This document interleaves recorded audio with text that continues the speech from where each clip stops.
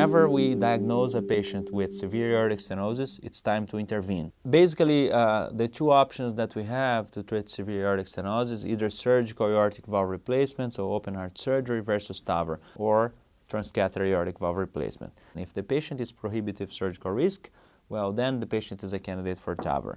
If the patient is high risk or moderate risk, the patient has an option.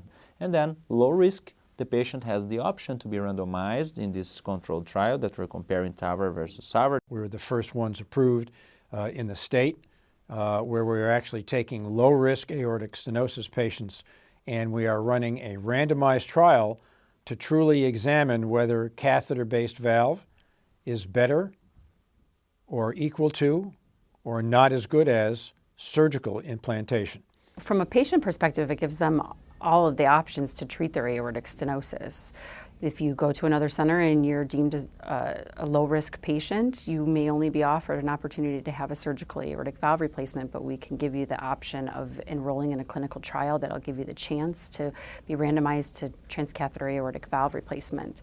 You're also providing information to the community for aortic stenosis in the medical community for how we treat patients in the future. How will aortic stenosis be treated 5 years from now? What will be the recommendations? Some patients need to be put to sleep for the catheter-based valve technology, but the majority of them do not and can be handled with just intravenous sedation, and the anesthesiologist guides us through that process. So last year, 95% of our patients we did under local anesthesia and very mild sedation using the femoral artery. If we go from the groin to the heart, under local anesthesia, again, this is very important. Patient is talking and awake. The procedure lasts 1.5 to 2 hours. With catheter-based technology, we've become a national demonstration center to be able to do the catheter-based valve with the patient awake and under very mild sedation.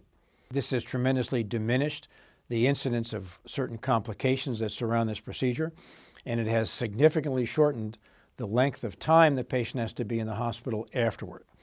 It also takes much less of a toll on the patient. And this is a patient in whom we are getting up and letting walk that afternoon and home within 2 to 3 days of the procedure. If we can do that, we really have accomplished something that is an extraordinary leap forward. If you look at the TVT registry, which is the nationwide registry of transcatheter valve implantations, you'll see that the median length of stay is still 6 days. So it's much longer length of stay compared with hours that we perform the procedure under local anesthesia. We are treating patients every single day of the week with transcatheter valve replacement, and we are treating low-risk patients, intermediate-risk patients, high and extreme surgical risk candidates.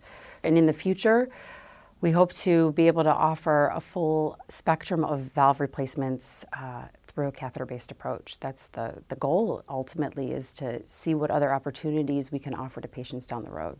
You're not just a mechanical device implanter. You're doing something that has extraordinary impact on a patient's life.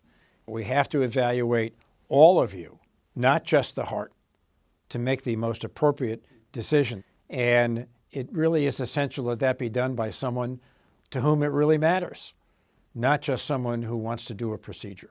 In this particular kind of technology, both the surgical side and the catheter-based side, it's just a delight to work with all of the folks involved, because there's not a weak link in this chain. They're really, really good.